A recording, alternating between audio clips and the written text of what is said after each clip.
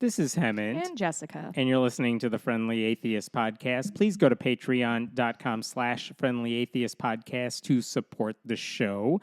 Hello. Hi, Hemant. Hi. I did have some pretty sad news to start off this week, just because I learned about it not that long ago today. But Woody Kaplan, who is the chair of the advisory board for the Secular Coalition for America lobbying group, he passed away. He died of cancer. And the reason I wanted to bring that up here, mostly as a point of personal privilege. So 20 years ago, I'm in college. I'm eager to get active in secular groups because that means something to me. And I started a group in college, and then I learned about this group called the Secular Student Alliance, a larger national group that also wants to start college groups. And at some point, I was active enough of it that I ran for their board of directors. I got on their board of directors. So the first time I had a meeting, imagine this board meeting where there's a whole bunch of college atheists who are active we all want to start groups on campuses. That must have been an exhausting group of people to be around. Totally. And we're all eager and active, but none of us know what to do. And there's 2 or 3 people who are out of college and helping out as well. But it's just a whole bunch of people who we all care about this cause, but don't have the tools to make it work. And we're all learning on the fly. And Woody was one of those people who was there at the request of the guy running the show at the time, basically helping us turn this very new organization into something larger and professional. Gave us fundraising training sessions, told us whatever we were doing either made no sense or this is what we needed to do if we wanted to be a real nonprofit group. So without him, I don't think I would have learned anything about running a board, which I used later on with other groups as well. If you've heard about the Secular Coalition for America and you heard about the Congressional Free Thought Caucus and the fact that there is a humanist on Capitol Hill, well, before Jared Huffman, there was a guy named Pete Stark who was openly atheist. He was a Unitarian, but he didn't believe in God. But the reason he came out was at the urging of the Secular Coalition for America. Woody is one of the 2 guys who began the Secular Coalition for America. He has also worked with pretty much every atheist group you can imagine. And he also he was on the national board of the ACLU for a while. He worked with other groups as well. The church-state separation world, probably benefited in some capacity through his donations, his time, his advice. Just a big loss, and I'm sorry to see him go. Even when I was writing my first book several years ago, he was one of the people I went to for advice because I'm I don't know what I'm doing. You probably know authors. Your wife is an author. Can I ask you questions? And he put me in touch with just all the right people that I needed to talk to and steered me away from making bad decisions, which, again, a personal note, I appreciate it. Sorry to see him go. Yeah, I think there's always something. It's worth remembering that these sort of institutions that we have and that we look to and we depend on started somewhere, right? Secular Student Alliance, things like that, those all feel like inevitabilities or something that was going to happen anyway, but it took somebody taking the first step. So that's I'm sorry exactly for it. the loss of the community. Yeah. With that said, I figured, look, I want to talk about something serious and heavy, and you probably know it if you see the title of this episode. But before I get to that, let me give you one bit of happy news because it'll make you happy. It made me happy. Wait, I don't have the benefit of knowing the title of the episode. I know. I'll tell you later. Oh, no. So, this just Reader, made me this happy. is called dramatic irony. The #1 best-selling Christian album in the country right now, topping the Christian music charts. Try that in a small town? Yep. Nope. Oh, nope. what? That's country music. Yes. I figured that in a small they kind of merged those two at some you point. Would think. Yes? Nope. The #1 best-selling Christian album in the country, still the case as when I last checked today, so it's been almost a week, belongs to a drag queen with the name Flamy Grant, which is really... That's outstanding pun work. It nice really is. Job. It's called Bible Belt Baby by Flamy Grant. And here's the backstory of like, how did a drag queen top the Christian charts? Basically, last week, we've talked about this MAGA cultist named Sean Foyt. He's this musician who, during the pandemic, did giant like rock concerts, and he's you cannot socially distance, you cannot wear masks at my concert. So it was like he was a COVID super spreader. Just not enforce it, he actively banned safety measures. Actively did things to violate like safety Jesus measures. Did. Exactly. And now he's doing concerts in front of state capitals across the country. That's his latest tour, which is kind of funny because the Satanic Temple is following him and like trying to get the same permits. Anyway. That's fun. Last week, Sean Foyt went on Twitter, and basically there was a collaboration between singer Flamy Grant and another Christian singer named Derek Webb, who used to perform with another Christian band. Well, they had worked together, they're friends, they collaborated on a song, and on Twitter, they basically were like, yeah, we just recorded, this is a thing, like, yay. Mm-hmm. And Sean chimes in to say, if you're wondering the end goal of the deconstruction movement in the church, then look no further than former worship leader Derek Webb's new collab with the drag queen. Don't say collab, dude. He said collab. These are truly the last days. So the world is ending because these two collaborated. It's pretty funny. Mm-hmm. And to be clear, when you look at like the comments under the tweet, like the article about their collaboration, you see people saying, I love seeing Christ's love reflected through the queer community. And someone else said, standing with the marginalized will do much, much more to reveal the light and love of Jesus than the hand-wringing and pearl-clutching of a bunch of religious gatekeepers. So that's interesting, too. I don't know that I agree with it, but like, all right. Listen, Christians are like supporting it, too. Who is this gentleman who said these are the end times or whatever? Sean Foyt. Sean Foyt. Okay. Rhymes with exploit. Sean Foyt and John Voight, Angelina Jolie's bad dad. Not related, but sure, why not? Anyway, John Voight, here is the problem, is the world is literally on fire. Everybody I know has had among the worst summers in their lives, myself included. My husband lost his job 3 weeks ago. We are all really concerned about like active, real shit that is happening in our lives. And so when you're bringing this to me, John Foyt, that you're concerned that the Sean world... Foyt. I don't care. Yes. When you're citing that your biggest concern is that there is a collab with a drag queen and a preacher on the Billboard Hot 100 Christian chart or whatever, feels unserious and insincere. A lot of us actually have shit that we're actually worried about because actual consequences happen when actual things happen. This, I want to be clear, nothing. This is nothing happened. And to be clear, Sean Foyt was chiming in on a song that he had not clearly heard, and that was not on the charts because, like, probably a lot of people have not heard of either musician, certainly not the songs they were collaborating on. And just to point this out, Derek Webb, the supposed, pastor who is doing this, the former, what did he call him? Former worship leader, Derek Webb. Mm-hmm. We'll get to that in a second. Derek Webb wrote a song called Boys Will Be Girls in which he puts on drag. Oh, cute. And it features Flamy Grant in his video for that. And then Flamy Grant released the album Bible Belt Baby, in which Derek Webb sang along collabed on a song there. So anyway, the point is, I don't know how many people would have heard any of these songs. And then it didn't help the Sean Foyt's situation that another Christian musician basically praised both of them, and they were at a party together in Nashville, like marking the release of Derek Webb's album. So that pissed off Sean Foyt even more.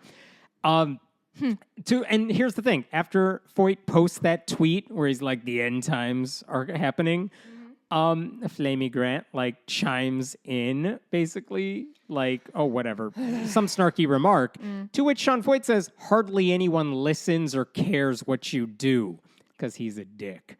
That's pretty fun. That is honestly pretty devastating burn. And then Flamy Grant posts a video on TikTok saying, okay, this is what happened. This is this fight we're having on Twitter.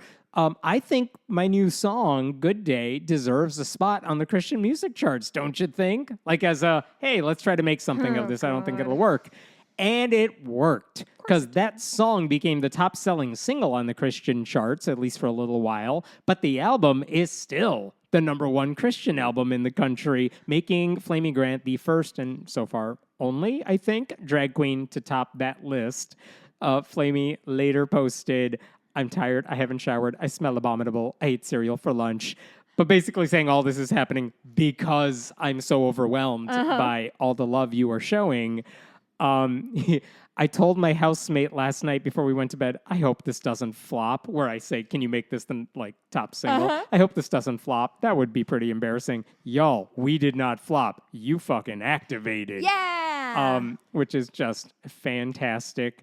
And the funny thing is, in an angry, because of Sean Foyt's angry tweet, he claimed Derek Webb, the collab, was a former worship leader. Flamy Grant chimed in to say, actually, Derek Webb was never a worship leader.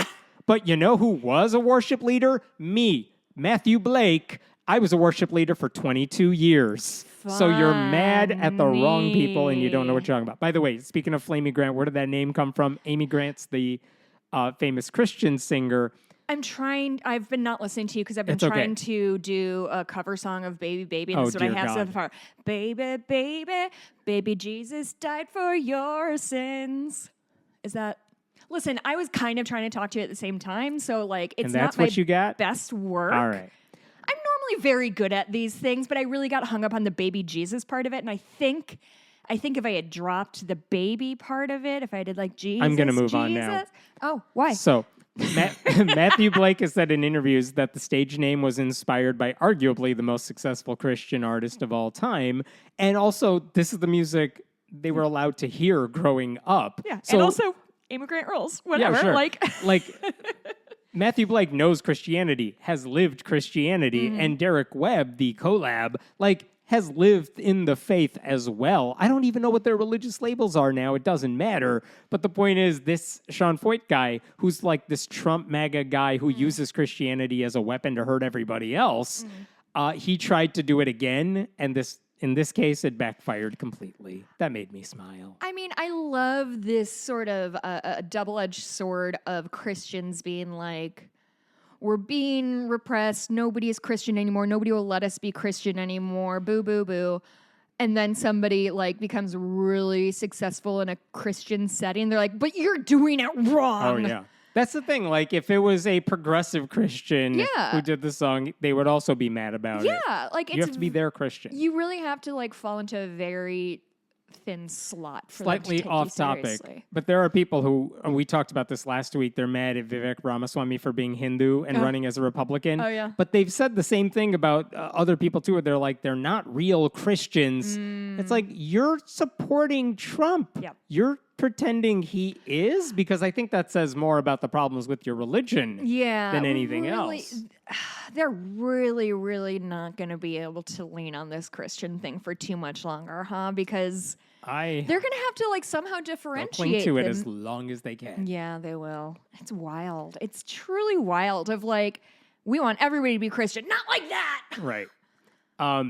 So let's talk about Richard Dawkins. Oh, God, no. I literally pulled a book by him out to give to one of my students. Should I stop? It's about evolution, though. He's good at that. Oh, my God, what do I do? Do I give it to her or not? No, I'll tell you why in a second. Okay. But it's such a good So book. here's the story. I didn't even want to talk about this because I would much rather ignore it, but then sometimes he kind of forces the hand, So anyway, he recently launched his own podcast. It's called It's the Poetry of Reality. Because what's the name of his book? The newer book? Oh, I don't know. I don't know. The Greatest Show on Earth is the one I have. Okay. There's another book, The Magic of Reality or something. Okay. Whatever. Fine. Launched a podcast. I think it's a Can't way believe for he didn't him. have one already, if I'm being right? honest. A chance to disseminate lectures he's given, things he's done in the past, and Makes also sense. interview other people. And in a sense, that's a great idea because he's famous and he has a big platform. And I think it would be really interesting if he interviewed, evolutionary biologists. Let's have a conversation about whatever it is actual scientists or science communicators fight about when it comes to evolution, because the specifics can be discussed and argued. Is my guess that he's using it instead as a platform Wait to for it. fuck with trans people? We'll because get there. that's his We'll favorite get there. hobby. So yeah, he could totally grab any scientist he wants and say, let me interview you. Let's talk about NASA launched their thing, their telescope. Yeah, their thing. Tell Classic me, thing. teach me about it. That would be an awesome thing to do. But so far, you're kind of proposing a sort of Neil deGrasse Tyson-esque Sure. idea of using a charismatic scientist as a way to dive into deeper science. Yeah, absolutely. More power to people who can make it work. Yeah, absolutely. He has the connections and the name power, the brand power to draw in those people. Right. That would be a good service. I'm all for it. However. But so far, he's released 4 or 5 episodes. The only original episode so far is an interview he put out just this past week. And it is, as you guessed, with this notorious transphobe named Helen Joyce. She's a mathematician by education, but basically, if you've heard of her, people in line. The only reason you've heard of her, though, in any other context, is because she has been obsessed with trans people for years and is one of the most notoriously anti-trans voices on the internet. Let me tell you what she said. Can I have a quick question? Yes. It seems like England is a real hotbed for transphobia. Do you have any idea what that's about? Or do you think it's just J.K. Rowling has been banging that drum so hard they're kind of forced to deal with it? When you have an accent, you could say whatever you want. God Second thing is they have healthcare. They don't have to worry about it. So they can just shit on anyone else they want. Yeah, So England really has it all figured out. Everything is perfect got it, there. Hammond. No notes. Brexit was a blip. No notes, No England. notes anywhere In else. your last 2,000 years, no notes. Everyone loves the royal family, so they focus on trans Babies people. being kings So is perfect. Helen Joyce has previously said that trans people who have transitioned are, quote, damaged and, quote, a huge problem to a sane world. Okay. She also believes... But we're not going to get past that line. Yes. Are damaged and is a huge problem for a sane world. Cite your sources. Like, what the fuck are you talking about? My like, sources damaged, are Helen Joyce. Damaged is such a subjective if you do this nonsense every time I word. say something stupid Really? here, it's going to go on for a while. She also believes reducing the number of people who transition is a moral imperative. If you've heard, the New York Times has taken this weird anti-trans turn as well. One of the instigators of it is the fact that a book she wrote against trans people was reviewed by another anti-trans person in their book section, which is edited by someone who is also anti-trans. Why do these people have so much fucking time on their And hands? this is the I only have issue they 3 care about. jobs, and Yep. these guys are just harassing hypothetical people? So, Richard Dawkins could get anybody he wants. He could get anyone from NASA. He could get a scientist to talk about whatever it is he wants to talk about. Even but if he wanted to talk about the trans issue, talk to a biologist, talk to someone who, psychologist, whatever, Yeah. who knows the issues. Nope, he wants to talk to Helen Joyce. He did Does he 52 not minutes. See the irony in courting somebody's opinion when they have no reason to be. She's not an expert on biological gender. I presume. But she studied this issue for years. I think you would have mentioned it if she had any kind of degree in gender studies or something like that. None. Why is Richard Dawkins, Mr. Show Your Fucking Work, saying, hey, mathematician, tell me your point of view about checks notes biology? Yep. Title I of have to his think there's podcast. biologists that exist in the world that can do this. You would think. Title of his podcast, Trends, When Ideology Meets Reality. Just trans? Just trans. He doesn't even use terms correctly. No. Actually, one of his other colleagues, in a way, uses transsexual, which I thought went out of style 20 years ago? something like that. Anyway, 52 minutes he spent talking to her. No, they said transsexual on a Friends episode. It's not that old. So here's the thing. If I tried to go through everything Helen Joyce said that was insane, it would take too long. Yeah, but it would be very cathartic for me personally. Maybe. So here's the thing. I pulled out a handful of things Dawkins said because I don't want to take it out of context. And I'm here's the thing. If he brought her on, if he brought her on to rebut the stuff she was saying, maybe there's an argument to be made for this.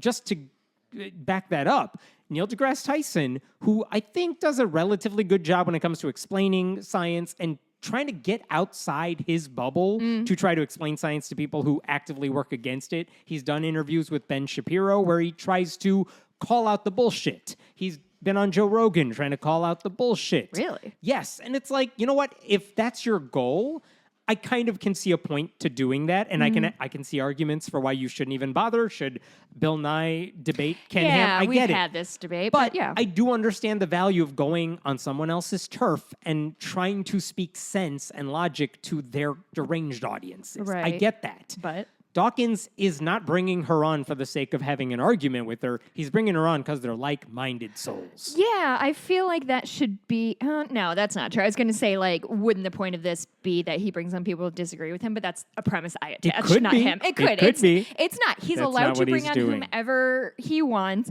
We are allowed to point out that he has lost his entire fucking mind. Right. So... here's one thing he said. These are all short clips. There's several of them, but let me play the clip and then we'll talk about it. So here's Dawkins talking about how sex is absolutely not on a spectrum of any sort. The one thing that isn't is sex. I mean, sex really is binary. There's no question about it. You're either male or female, and it's absolutely clear. You can do it on gamete size. You can do it on chromosomes. He knows that's wrong. And so it is, to me, as a biologist, distinctly weird that people can simply declare, I am a woman, though I have a penis.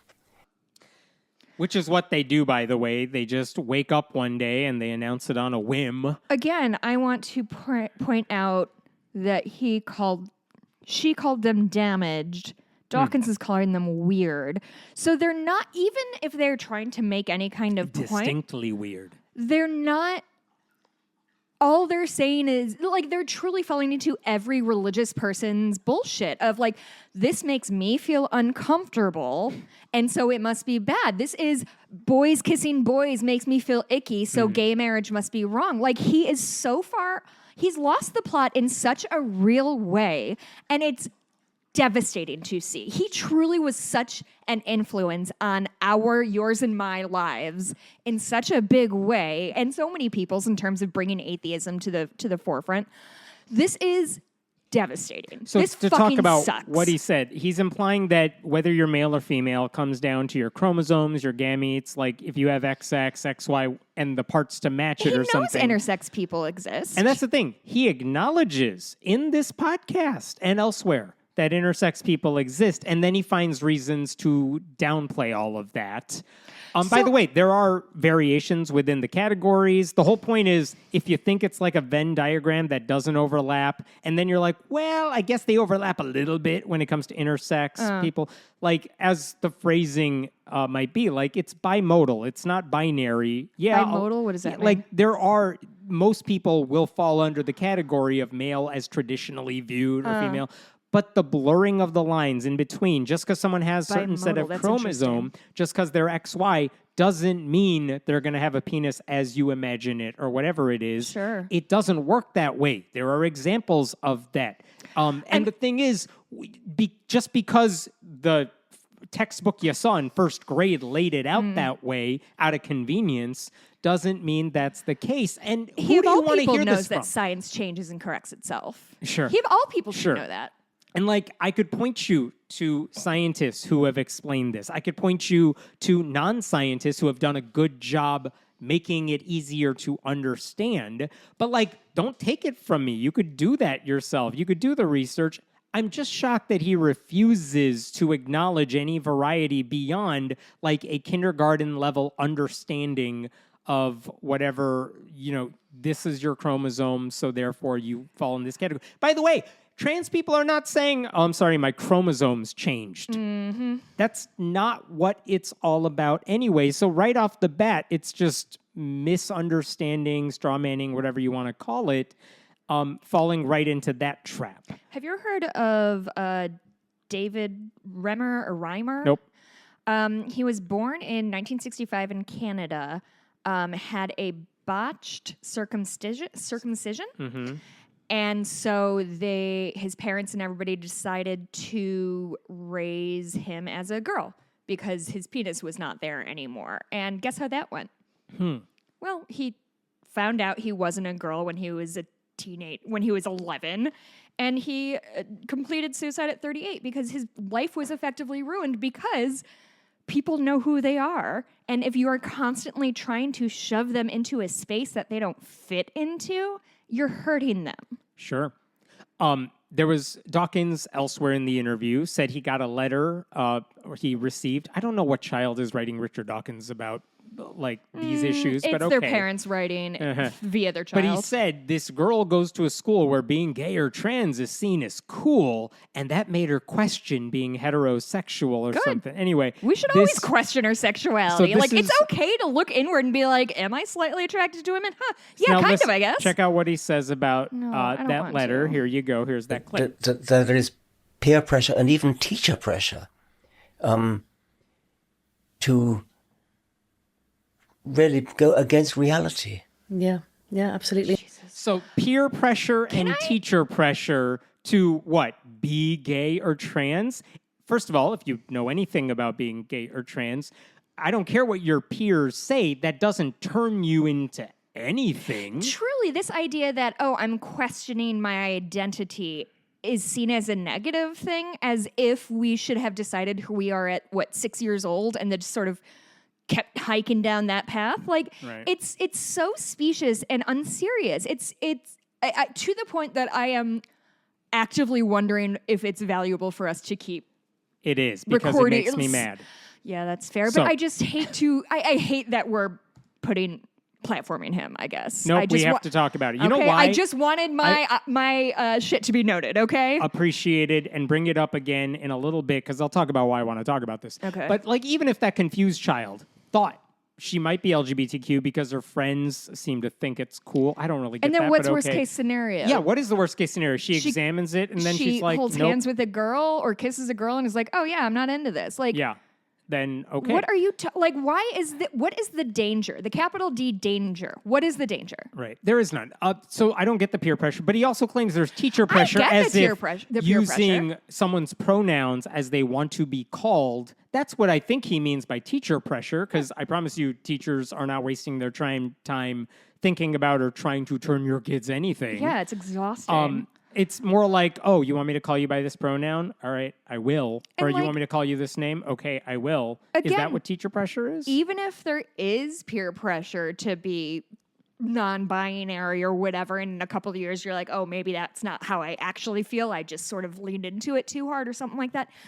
Again, it's, who cares? Right. If Hemant, you realize that you need to explore your identity and feel like you need to like shift into a non-binary thing and want to change your pronouns, and then after a year it doesn't feel true to you anymore, who have you harmed? Right. Like, and to be clear, that's obviously not how generally people work, but like, what is the fear? I don't understand why he thinks this is capital B bad. Right. So there have been, I've seen these charts floating around online this past week where more people are coming out as trans according to Name Your Study or something, especially in certain schools. Yeah. And the thing is, they're treating that as if it's some sort of epidemic. It's like, or maybe at certain schools or in general in society, people feel a little more comfortable coming out as trans instead of trying to keep that hidden. And jokingly, I also see charts that show like, wow, and the rise of people who are left-handed over time. Exactly. And it's like, yeah, when we stopped stigmatizing it, more people were comfortable saying it, and then it leveled off at whatever the right percentage is. It kind of calls to mind like I think 4-minute mile or something like that nobody could run a 4-minute mile. Nobody could run a 4-minute mile. One person ran it, and the next year like 8 people did. Because once you know that it is possible, once you know that there's a universe where a person can run 4 minutes or a person can change their outside to match who they are in the inside. That's how just the world works. Yeah. This fucking concern trolling is disgusting. Respecting students who say, I want you to call me by this name or this pronoun or whatever, that's a sign of respect. That's not like encouraging them in the wrong way or something like that. It's okay to respect people. And Dawkins says repeatedly in the interview elsewhere that he does respect trans people, that he will. I think this is a clip coming up. Oh, that clip is coming up, so we'll talk about it then. Okay, well, I'm going to yell you're over right. it. But you're right. The whole point is, no, I'm listening to things he's saying, and I don't care what he thinks he does. Yeah. I'm listening to him, and he clearly doesn't. He also said, by the way, when he mentioned J.K. Rowling, Oh boy. she's He probably calls her Joe, doesn't he? probably they're friends. I know. She's very brave. Like, No, of all the no, things. no. Nobody gets to call J.K. Rowling brave. She was brave when she wrote a book as a divorced mom. She is no longer brave. She's a billionaire protected by her billions of dollars. Yes. Okay, next clip. Brave. Go fuck yourself, Dawkins. Jesus. Next fuck. clip. Here you go. Here's him saying, but I do show respect to trans people. Here you go. I'm perfectly happy to address a trans person by their preferred name and preferred pronouns. I think it's just a matter of politeness, really. It's very British of him. What I object to is the insistence that I am a woman. I mean, you're not a woman. Why do you care? I'm perfectly prepared to Don't shush me. call you she if you like, and call you whatever your Fucking preferred name is. condescending.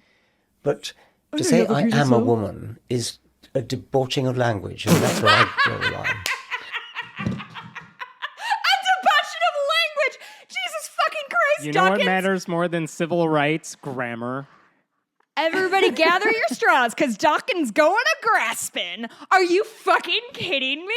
It's a grammar? Grammar. Are you That's where fucking he draws Does the Dawkins listen to line. this? Does he know who you are?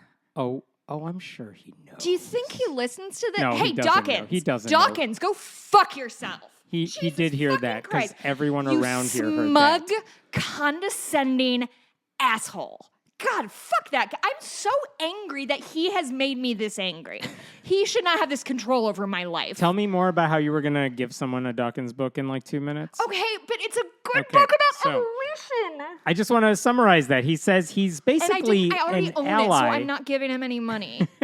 He says Gang, he's I an really ally need a poll on because this. He's not an ally. Well, he says he respects them because he calls them by their name and pronoun, their preferred name and pronoun, but like out of politeness. But like deep down, he's like, "But I'm just humoring you." That's Now- what he's thinking on the inside. Yes. Now, which- I'm a woman. You're a person of color. I think it's fair to say we've both had interactions with people where they're like, I'm sure you know that thing, brown boy or little girl. Like, I'll speak for myself, I know that tone of like, oh, Ms. Greiff, like that kind of thing of, I want you to know that I think you're stupid.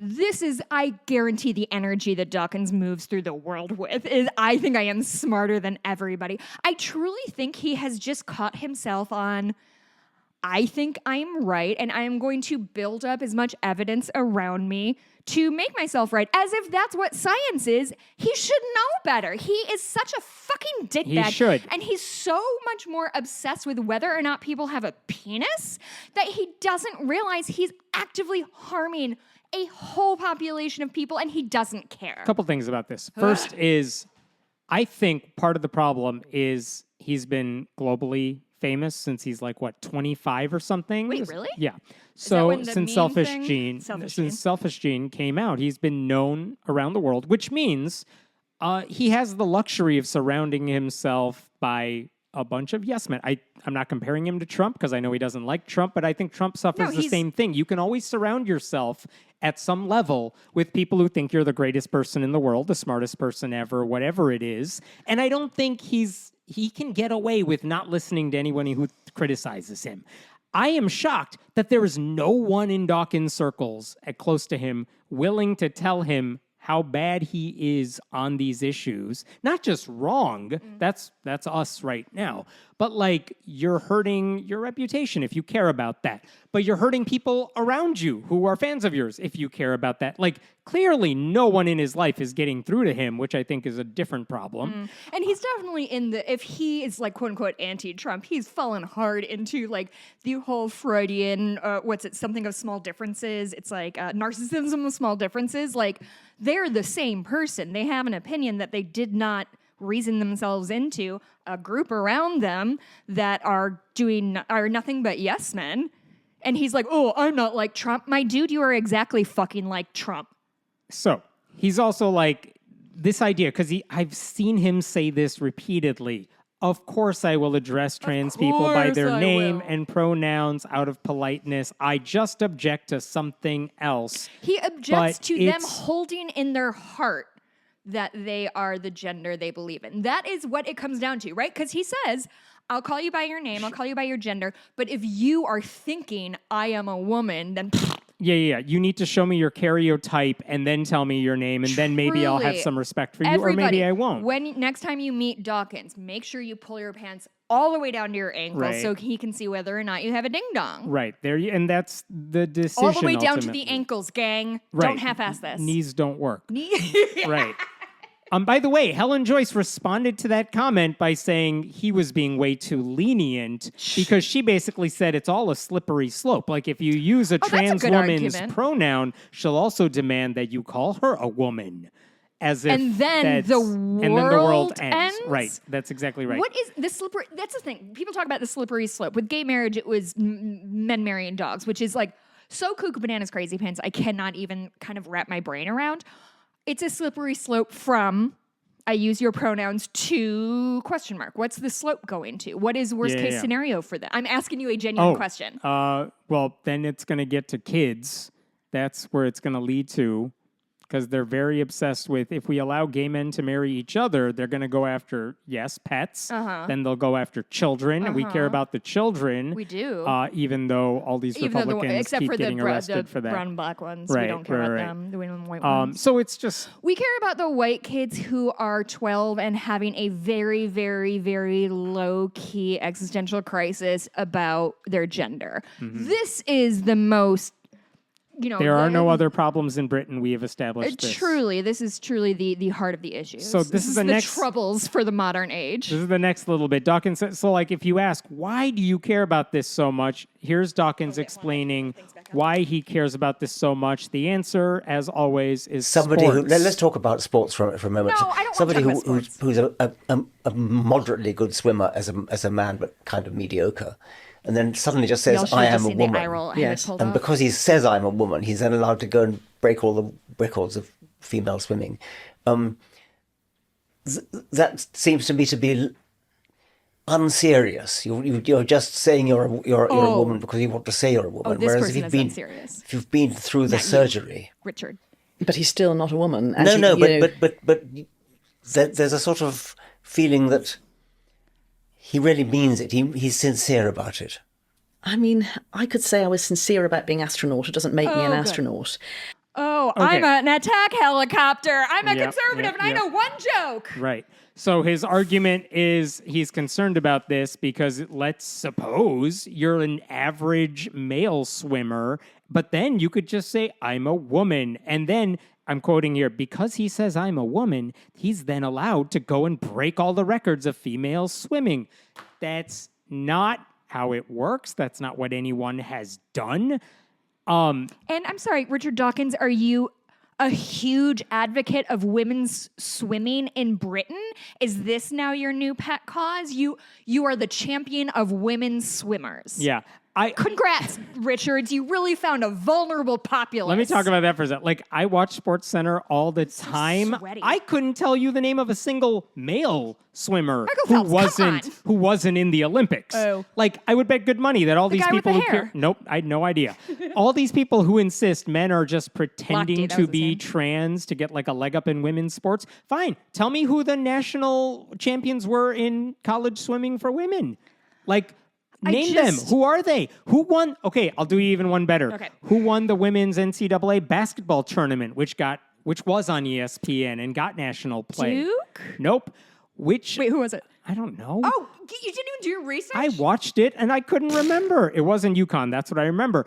Name the starting lineup of a WNBA team. None of you can do it. Name a name of a WNBA team. So the whole point is, like, all these people who are like, my biggest concern is they're going to ruin college sports for women.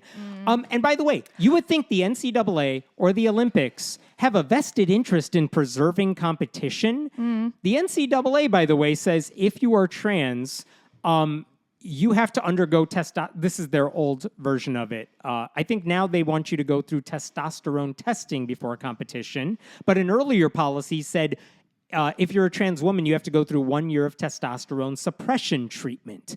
The point is, look, they're trying to navigate this world because they do care about competition and they want to keep it fair.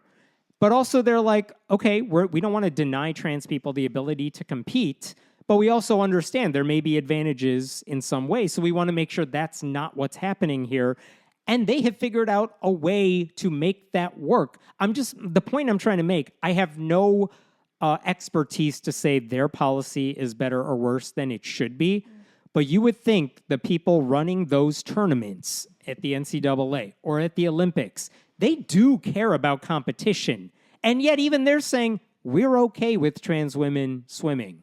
Like, we're fine with it, but we want to take these precautions, competitive fixes, whatever it is. By the way, the people they keep citing as the trans swimmer who's breaking records had already qualified to compete under the NCAA's older rules. Like, instead of just waking up one day and saying, I'm not winning the men's events, I think I'm just going to go compete in the women's. Not what happened.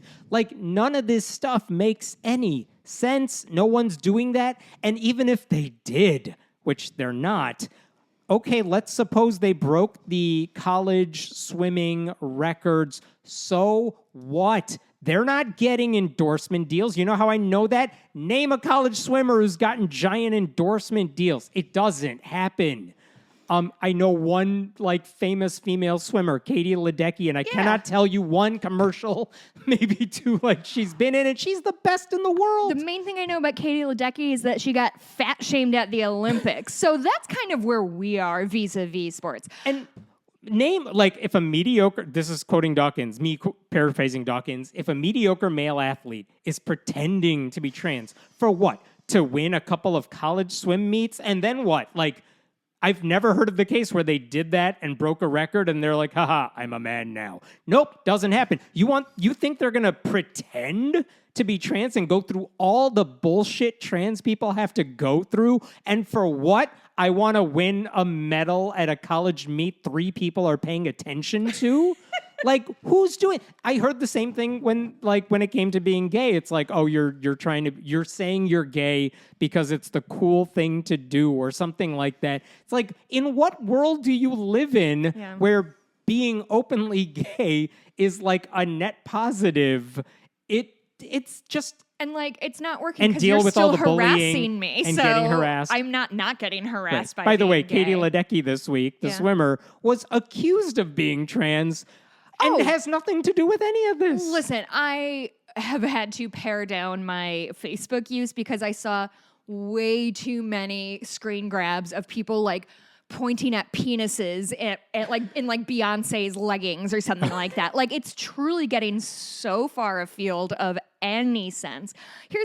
I was trying to write down a couple points about the swimming thing because it does always come up, including last year, a close friend of mine brought this very thing up, and that is that we had to agree to disagree because what I said, and I stand behind it, is I don't care.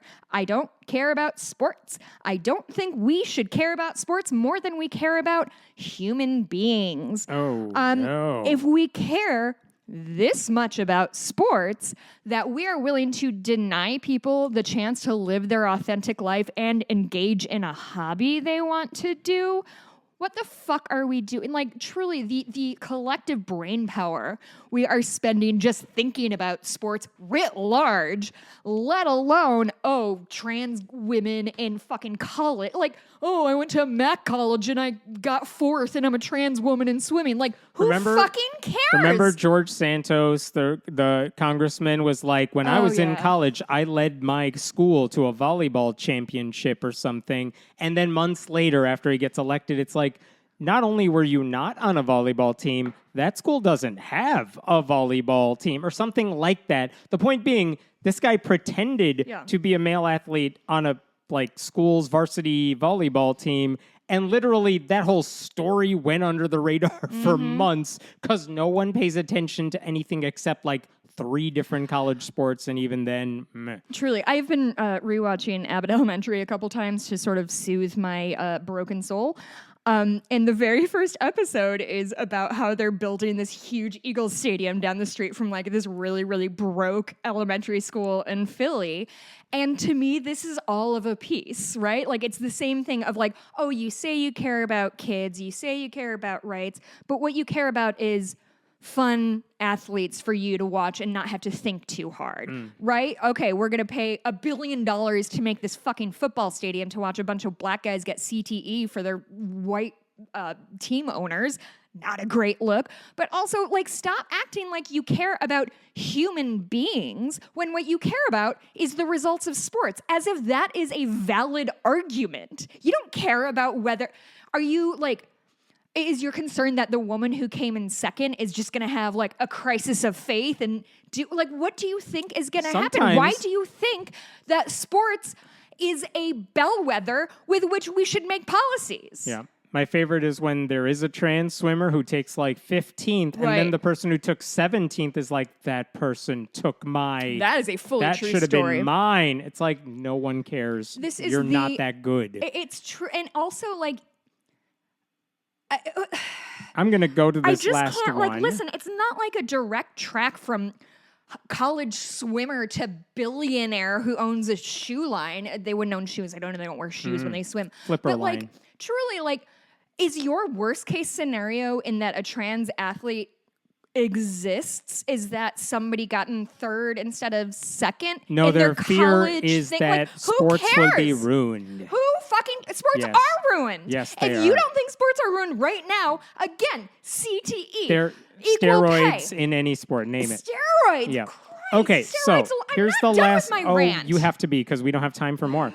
So here's the last little clip, and this is Dawkins talking about who the victims are in all of this stuff we're talking about. I'm gonna write them down. And I'll give you a spoiler. It's him. He's the victim. Here's the clip. Okay, don't spoil it. And constantly it comes up that if you dissent from that, you're called a bigot, and so people don't want to dissent because dissent, and so I don't want to call it cowardice, but cowardice. It's pardonable cowardice because nobody wants to be called a bigot. But why does all the abuse go one way? Why is it such a? Yeah. Why does all the bullying go one way?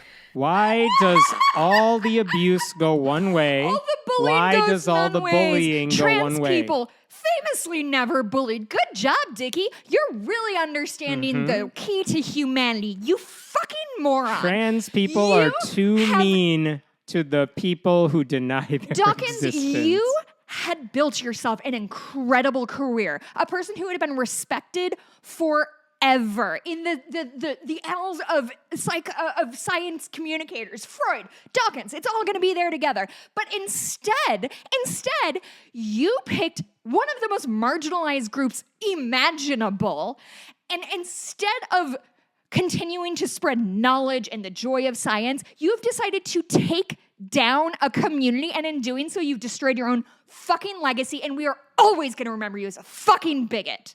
Anyway, so that's my concern. That's why I'm mad. By the way, speaking of how bullying only goes in one direction, 20 states, I believe, have now considered or passed laws banning gender-affirming care. A few of them either have done it or are on the verge of doing it for trans adults. So this is not about children anymore. Obviously, those laws wreak havoc on the families of trans people. And by the way, when trans people are in the public eye for reasons that don't even have anything to do with them being trans, like we saw with Dylan Mulvaney and Bud Light, they're repeatedly harassed by right-wing trolls. Yeah. Like, the whole point is Bud Light said, hey, here's a popular person on TikTok who reaches people we may not be able to reach. Hey, if we send you a Bud Light can with your name on it, can you, like, say nice things about it and we'll give you money or whatever? And she did, and conservatives flipped out. But again, Dawkins is the one who gets bullied and abused. Yeah. By the way, I think what he's talking about is he once had an award rescinded from the American Humanist Association. Yeah, that must be tough, because of his anti-trans comments. And what's the name of that award? You don't remember. Who else won that award? No one knows. But that's his example of all the bullying and abuse goes in one direction. Like, so going to your point How about his reputation, like, you're right. Like, the thing that bugs me, besides just the bigotry in general, is that I do, like you, I like his books. I thought his science books are well done. They are books. I was an atheist before he came around, before the God Delusion came around. I wasn't influenced by him in any meaningful way. But when it came to learning about evolution, I will freely admit I learned more from reading his books about it and the mechanics behind it than I did from any other source. And I appreciate that. I think it's hard to deny that, like, the Four Horsemen writ large didn't have a big impact on us as atheists. You're right, I would say that's kind of undeniable. But the other thing about this that bugs me is, whether I like it or not, Dawkins is arguably the most famous atheist. And that means when reporters are writing stories about atheism and the shift in culture, they want to talk to him. Like, one of the things, going back to the beginning of this episode, like when I was starting in the movement like 20 years ago, one of the big problems is, wow, there's a bunch of white dudes everywhere. But atheism, as we know it, is not limited to a gender or to a color or anything.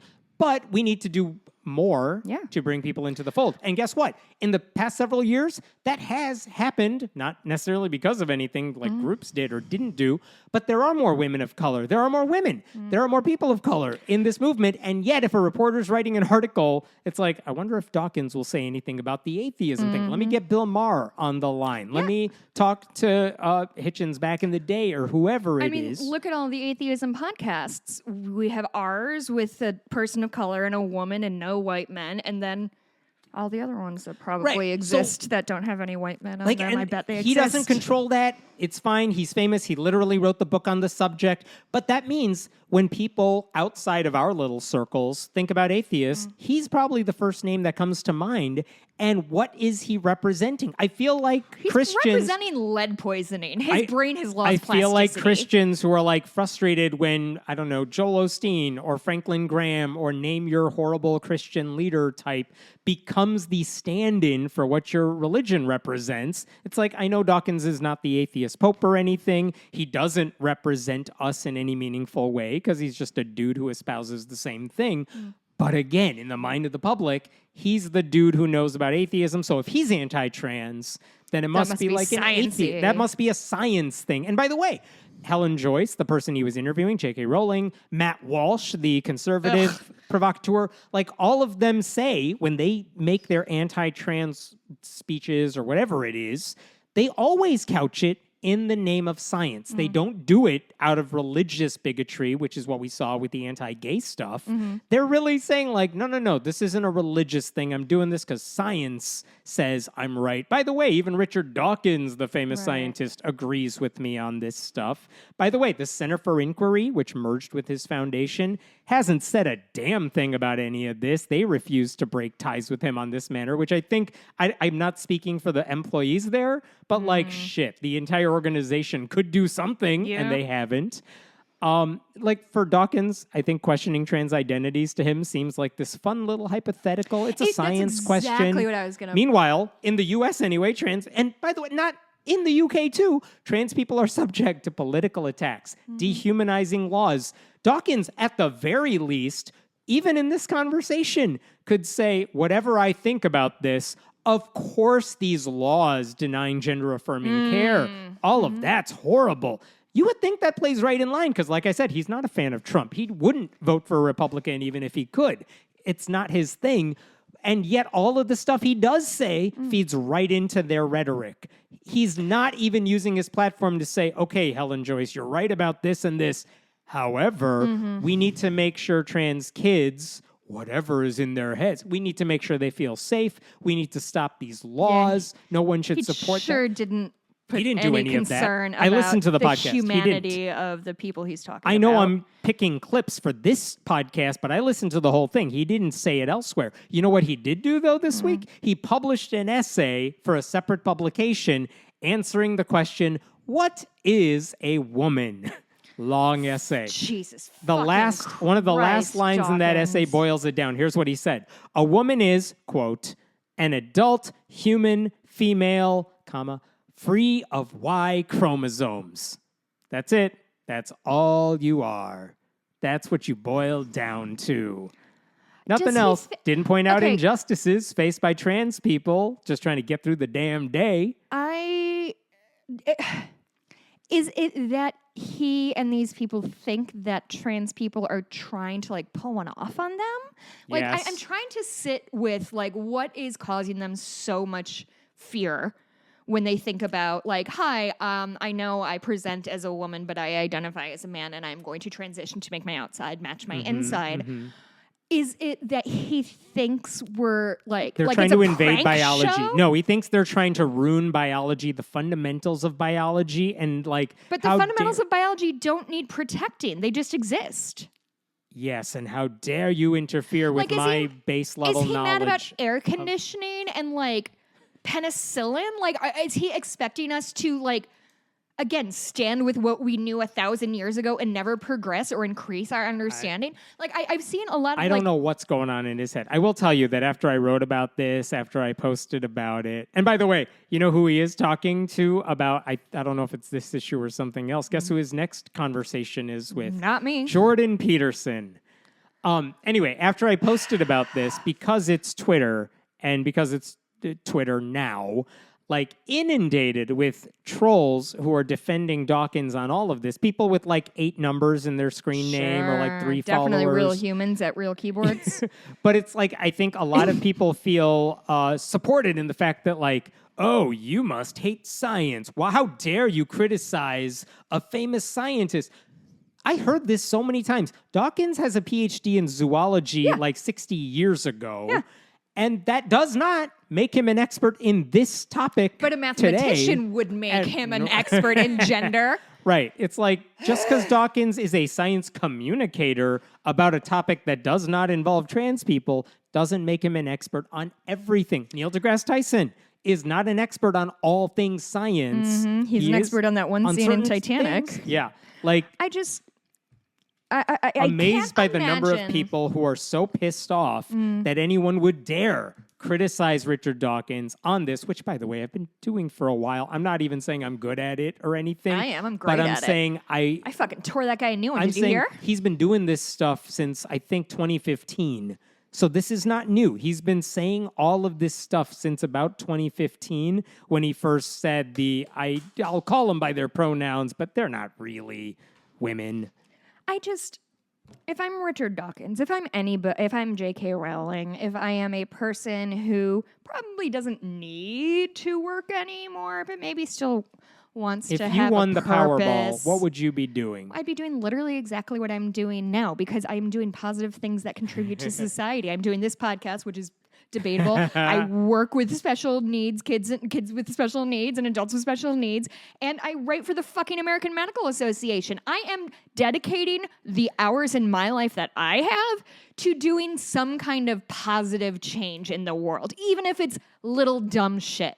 You, Dawkins, on the other hand, are using your power to punch down. And that's fucking disgusting. You have so much power and so much influence, and you could direct that anywhere. Direct it to supporting people with special needs. They deserve to have a full and complete life. No, you are complaining about American women's college swimming. This is what you've dedicated your life to, Dawkins. Congratulations. And no, I can't give that book to my student. Or do I? Oh, what if I write a big Post-it note and say this guy's a transphobe, but he does a good job explaining evolution in a way that's graspable? This is the thing that bothers me. It's like, if someone asked me, do you have a good book you could suggest for learning evolution? Greatest Show on Earth fucking rules. Yeah, that one's good. The Ancestors' Tale is really good.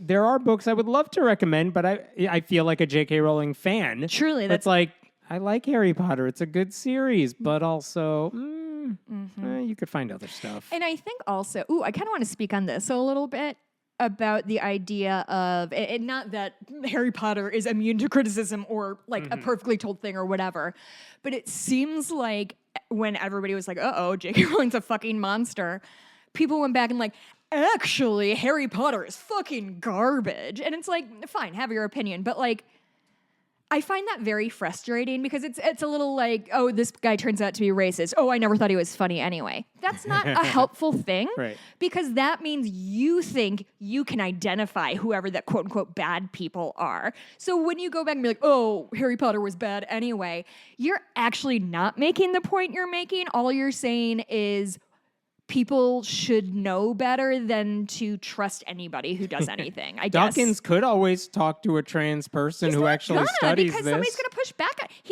He truly has fully gone lead poisoning. His brain has stopped having any kind of plasticity, and if somebody tries to change his mind, it will crack in half and fall out his ears. Good times. Want a different story?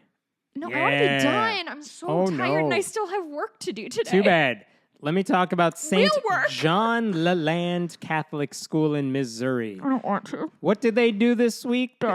Recently, they kicked out a kid who's about to enter 6th grade.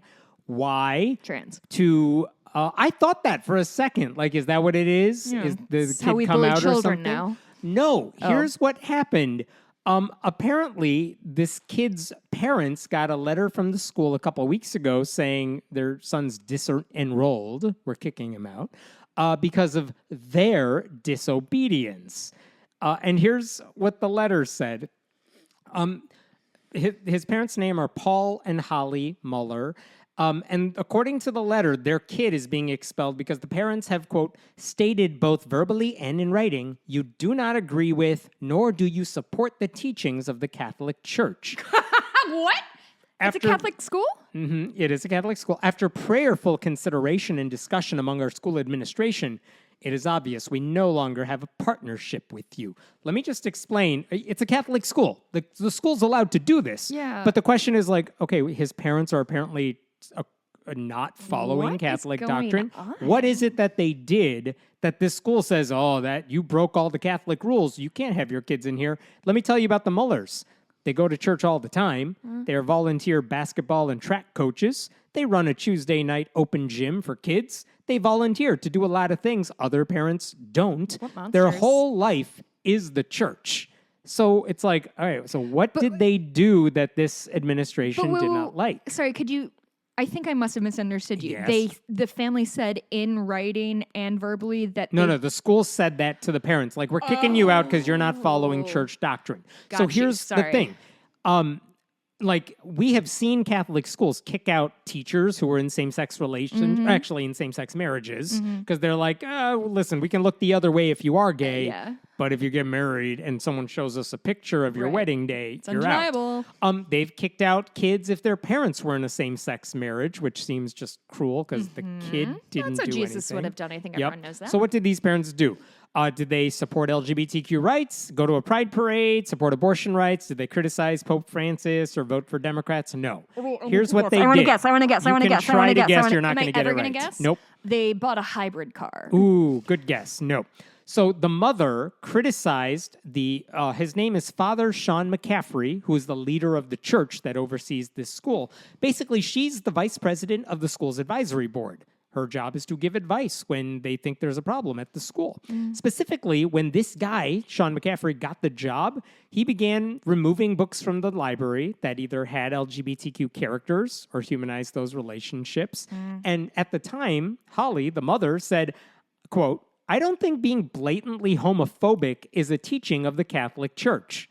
Wow. Now, that is a ballsy statement, and I like her. I do like that statement. I do like her. She's wrong. Well, I mean, of course she's wrong, but I can still like people who are wrong. Absolutely homophobic. Not Richard Dawkins. But her argument is that, like, even if gay people can't get married in the church, and even if they say homosexual acts are intrinsically disordered. Maybe this isn't the drum we should collectively be banging? If you have a book with a gay character, that does not violate Catholic doctrine. If you're teaching kids, like, oh yeah, some people are gay, we're not endorsing it. We're saying, well, this is a person who exists in the world. That's fine. That doesn't violate her understanding of Catholic law. So, again, I think the church is homophobic. She happens to think the church does show love to LGBTQ people. So why are we getting rid of books? So I can understand where she's coming from. She thought it was disrespectful and unnecessary to remove books that showcase LGBTQ relationships or LGBTQ people because treating them with respect is what the church is supposed to do. That was one problem. Okay, here's my question. I understand that they want to remove it because of gay shit because it's a sin. But, like, surely no. They're not a sin because they were not removing books that showcase, like, gay sex. It was just... That violates Catholic doctrine. These were like a book with a gay character, or this kid has two mothers. Oh. That's it. Okay. So the mother's argument is there's nothing Catholic anti-Catholic. doctrine is saying that gay people shouldn't exist or should right. be good. Nope. But Pope they Francis are saying that they has been fine with don't exist. Like, if you Catholic hard enough, you can Catholic gay people right out of existence. That's what Father Sean McCaffrey was trying to do. That's what this mother had a problem with. Sure. Then it gets weirder because McCaffrey, the priest, banned the use of the app Duolingo in the school, the language learning app Duolingo. Why? Because nobody actually learns a language through that. Everybody knows on Duolingo and nobody fucking speaks shit. No, because it translated words, including gay and lesbian, into other languages because those words exist in other languages, so he banned it. Yeah, I think famously shielding children from reality that is not dangerous, I don't think that's a good way to parent. Is he also banning the dictionary by that logic? Because they do have the word in there. Like, not to go back to the slippery slope thing, but truly, like, where does it end? I don't know. But then he banned an app called CNN 10, which is basically a youth-oriented CNN app that's like, here's all the news kids need to know in 10 minutes. That's really cool. That is cool. I didn't know it existed. He banned that because he said he thought CNN was, quote, too liberal, which is not true in any case. My dude, he is the head of a Catholic school. He can make up whatever bullshit he wants and pretend God told him. You get the point here. Like, he's doing all these things in the name of Catholicism, and this mother is chiming in saying, this is not anti-Catholic, this is just right-wing bullshit, so stop it. And then it gets worse, because there was a teacher at the school, not the priest, but another teacher at the school, who did the purity culture thing where he told students that girls should never wear leggings because it suggests that they are whores. He used the word whores. Oh. And then she sent a letter, an email to school administrators Maybe we shouldn't saying, call little girls whores. Maybe that too. She sent an email, this mother, Or a degrade to sex school work. administrators saying, you need to teach boys to respect women and that girls shouldn't be made to feel responsible for how they're treated because of what they wear. And just to be clear, I mean, not only is she right, but she's saying there is nothing Catholic about telling girls to not wear certain clothes or to look like this or that. Counterpoint, nuns. If That's you're a very nun, Catholic. but for kids, no. So she's making an argument that nothing she's doing is anti-Catholic, but you're just being bad at what you do. And by the way, the teacher did not get in trouble, as far as I can tell, from the administration, and that made her mad. So all these clashes happen between the mother and the administration, which is not weird. That happens at every school all the time. The question is, how are they going to resolve their conflict? And a Catholic school has leeway. They can kind of run itself however it wants. Now, the school requires all families to sign paperwork that says you support church teaching in the school, which they signed because they do. This family is Catholic. They were fine with their kids learning Catholicism. None of their criticisms violated church doctrine because there's nothing in the church's rule book that blames women for what they wear or dismisses the existence of gay people, even if individuals may vary. And just to be clear here, according to surveys, 56% of U.S. Catholics support abortion rights. 70% believe homosexuality is fine. 37% accept trans people. Wow. Like, if Catholic leaders kicked out Catholics who violated Catholic doctrine, like, you would have no one left in the pews. And yet, the school, because they're pissed off at the mother, sent the family a note a couple weeks ago saying, hey, we're going to kick out your kid from the school because of this. And by the way, she then said at the school, like, they had two kids. One's entering 6th grade. I think the other was about to enter 8th grade. The 8th grader was like, Mom, I don't want to go to this Catholic school anymore. So he's going to like a public school. He was already gone.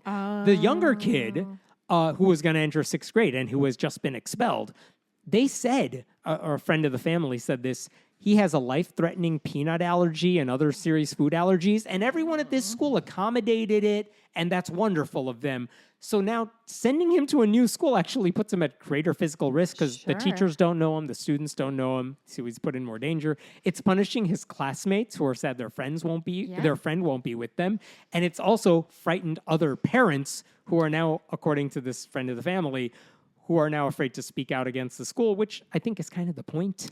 Yeah, I mean, I think I brought up a few times here that petty tyrants, I believe, are among the most dangerous people in this country. The people who get like the tiniest bit of power and then absolutely exploit it to the point that they expel a child from their school because of the behavior of the mother. Mm-hmm.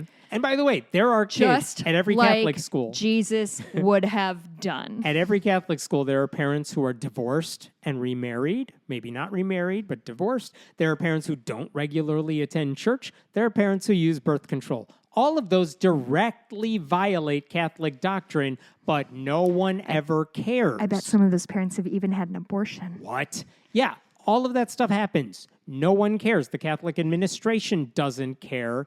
But when this mother said, hey, maybe stop calling girls whores, maybe leave, the book about the penguin gay parents in the school library because it teaches kids tolerance, that was a line that was crossed. Isn't it funny that tolerance is what we're still aiming for? I tolerate that you also exist. I am not going to actively try to destroy your existence. That's the high bar for the Dawkins crowd. That is the bar. Yeah. I mean, also, should I write a comedy script about this? Because I would watch a comedy about a woman versus a Catholic school. That would be amusing. 12,000%. I'm going to get Dairy Girls on the phone. I feel like they'll be good at this. Add some life or death Squid Game games in it, I would watch. Oh my God. Have you watched Siren yet? No.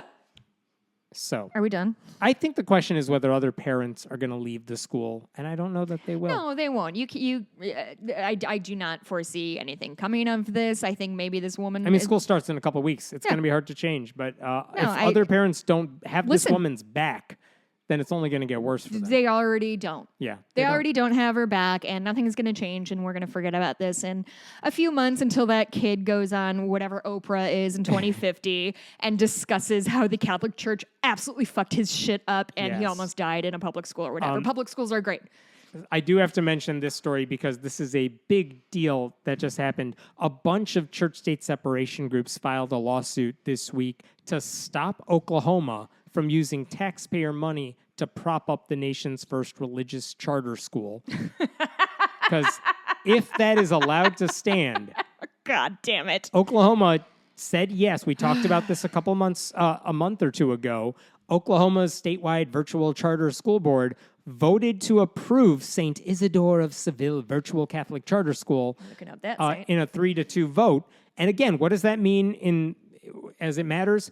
The reason this matters is that this means a Catholic school is getting taxpayer money, I think it was $24 million over 5 years is the estimate. And they said yes to that. And if that is allowed to stand, other states are going to start following suit. And it was a shady vote because one of the members was shoved in there just days before the vote. And of course, he voted yes on this. And why is all of this? I'm trying to jump to the specific problems with the lawsuit. St. Isidore was a farmer, by the way. Oh, great. The lawsuit involves 9 plaintiffs. They're not atheists necessarily. They are faith leaders, public school parents in Oklahoma, public education advocates, and all of them, along with the Oklahoma Parent Legislative Action Committee, they all oppose specific things about this. One is that this school discriminates on the basis of religion and LGBTQ status. Public schools can't discriminate. Oklahoma law says taxpayer-funded schools can't discriminate, and yet they're giving taxpayer money to the school. The school also fails to adequately serve students with disabilities. That violates state law because private Catholic schools don't have to pay attention. They could just say, no, we're not going to bring you out of school. The ADA doesn't apply to you. Right. They also say, obviously, religious indoctrination would be at this school. It's part of the plan. It's a Catholic school. The law violates that. And the fourth thing they brought up is that the state requires charter schools and their boards to be run independently from the groups managing them. And in this case, nope, they're all merged together. The Archdiocese of Oklahoma City is managing it and running it and setting the ground rules. So they're basically saying Oklahoma law says all of this, what you're doing here is illegal. You can't have this happen. It's a 70-page lawsuit. Wow. The defendants include all 5 voting members of that charter school board who voted for, including the 2 who voted against it, the Department of Education, the state's Department of Education, Ryan Walters, the Christian nationalist who's like the superintendent of public education, and the Catholic charter school. And of course, the right-wing legal group Alliance Defending Freedom is going to represent the state here. Obviously. Rachel Laser. Is there any... Oh, God, I was going to ask, is there any universe they win this? But I don't want to know the There answer, could be. do I mean, this is a powerful argument they're making. Rachel Laser of Americans United for Separation of Church and State wrote an essay for the New York Times this week, basically saying why this lawsuit is necessary. She wrote, "Indeed, it's hard to think of a clearer violation of the religious freedom of Oklahoma taxpayers and public school families than the state establishing a supposedly public school that is run as a religious school." And Ryan Walters, the superintendent of public education, the Christian nationalist, with, Ryan Walters. he responded by calling this all religious persecution. Sure. He said, "It's time to end atheism as the state-sponsored religion." Oh, yeah. Oklahoma, famously an atheist state. Yeah. Way to read the room, my dude. Not only ignoring all the points of the lawsuit, but making a totally batshit crazy argument that no one was making, which is that we're allowed to have like a Catholic charter school because public schools are de facto atheist, which they're not because he doesn't know how anything works, but he's running education in Oklahoma because Oklahoma. I will say the Catholic Conference of Oklahoma, which totally knew this lawsuit was coming, they just said, we think the courts will win. And they're hoping this We think the courts will win? Sorry, I said that wrong. We think the courts will side with us and we will win. Because of... And the weird thing is they seem to be acting like this will win in the courts and the Supreme Court will take up our case. And then victory? Yeah, I think so. But this is a on- statewide case. It's not going to go to the U.S. Supreme Court. Oh. It doesn't mean anything yet, though, because it's Oklahoma, so we'll see.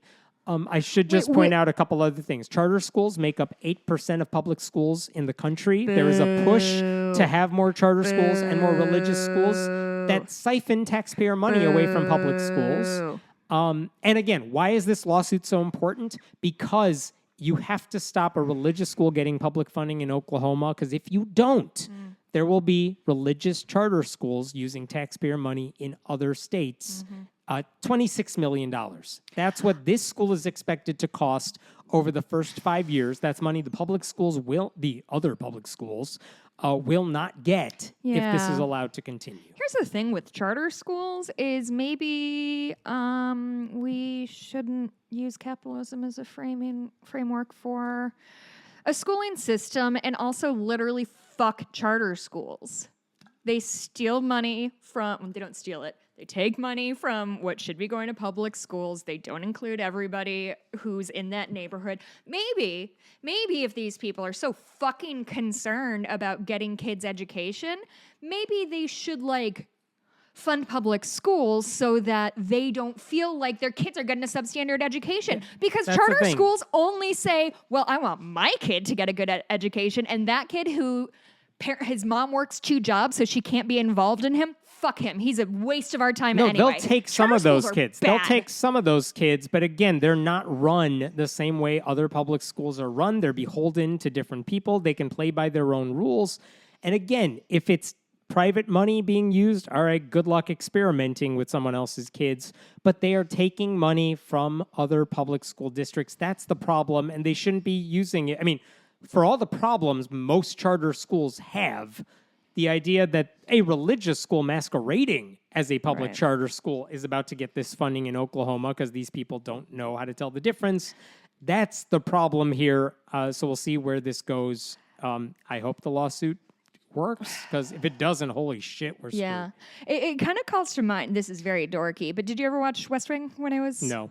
Really? I don't do human interactions or stuff everyone likes. That's not true. We just talked about Squid Games, but fine. But there is, in the beginning when Rob Lowe was still in it, there's this whole thing about charter schools and all this shit. And he, at one point, says, and I might even get this quote exact because it really stuck with me, I think public schools should be palaces. And yeah, they should be really expensive. Lovely. Which is such a... Yes. Yeah, people Make them better. yeah, people complain we're wasting money in schools. There's no way you can send money to a school where it'd be wasted. That's not true. But like, the solution is and always will be money. The solution is and always will be resources and time and attention. I just saw and something all today charter schools that said, do is shift the blame. I forgot which city it happened in, but they offered like a $19,000 raise for police because they didn't have a lot of police. And guess what? People applied for that job. What? And the That's response was like, good, fine, do this for teachers now. Yeah. We know thing, this is always going to be the thing that makes me like cuckoo bananas, crazy pants nuts, is that we know the answer to most of our problems. There are definitely problems that are not solvable, like with a policy or with money, like racism. But like even that, if we invest in minority communities and lift people up, they will. It's just this lack of sense of community, I think, is what gets me. This lack of we're all in this together, which you're a fucking church. That should be your whole goddamn jam.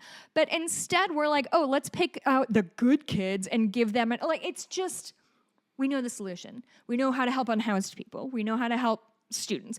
We know how to help the people with disabilities. We know how to do this. It's provide money and structure and funds. And we just won't do it because of Republicans. And like Democrats pretending to be them. I mean, yeah, listen, Democrats are not blameless, but I want to be very clear. We know where the lack of infrastructure has come from. The gutting of social safety nets. That, yeah, Democrats aren't great, but they aren't Ronald Reagan. You do hate Reagan. I do hate Reagan. And with that, speaking of, how's this for a transition? Keep an eye out for an interview I had with Dr. Nikki Hemmer. She is co-host of This Day in Esoteric Political History, along with Kelly Carter Jackson, who I also had the opportunity to interview earlier this year. It was so much fun. We went for an hour and a half. I am obsessed with her. She interviewed Obama. That's neither here nor there. It was a genuinely fun conversation. We did a fun counterfactual about J. Edgar Hoover because I'm kind of obsessed with him right now because I don't think I had a good appreciation for how he shaped the 20th century. So we talked about that. I'm in a really cool history phase of my life. So we just do a lot of talking about, did you know Newt Gingrich has a PhD in history? Oh, that's so sad. I know. I kind of lost my mind over it. Do you know from where? Who would give I want to say him... somewhere in Florida. Got to listen to the interview to find out. But he's basically the reason that the Republicans have such a strong party line. Right. So learn more about that with Dr. Hemmer when that drops. Also, really quick. So on the weekend of October 14th and 15th, I think, the barn I work at, it's called the Hansen Center. It's in Burridge, Illinois. We're having a big horse show / fall festival.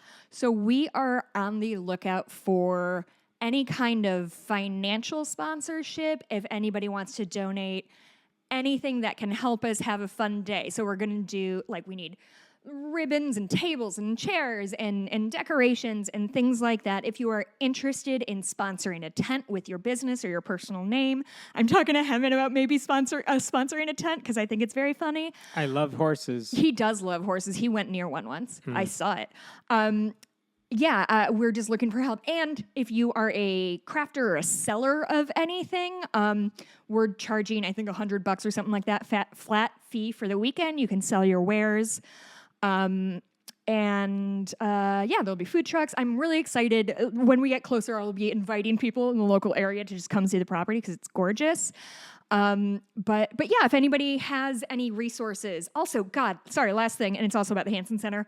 We're hiring an animal care person to live on our barn, paying $20 an hour, full-time job. If you know a lot about keeping up a barn and a lot about horses, shoot me an email and I can connect you with that. And I think that is all I have for those announcements. Did you have any announcements? Do we have any people to thank? None. I'm telling you nothing about me. Okay. Bonus episode. Yes. We are going to Hemant and myself and our respective families and a couple other friends went to Topgolf on Sunday. It was very fun, and we learned a lot about the athleticism of the metas. We just got baby goats at the barn. It's been the only saving grace for this garbage summer. They are dwarf goats. They are Nigerian dwarf goats, I think. They're 2 months old.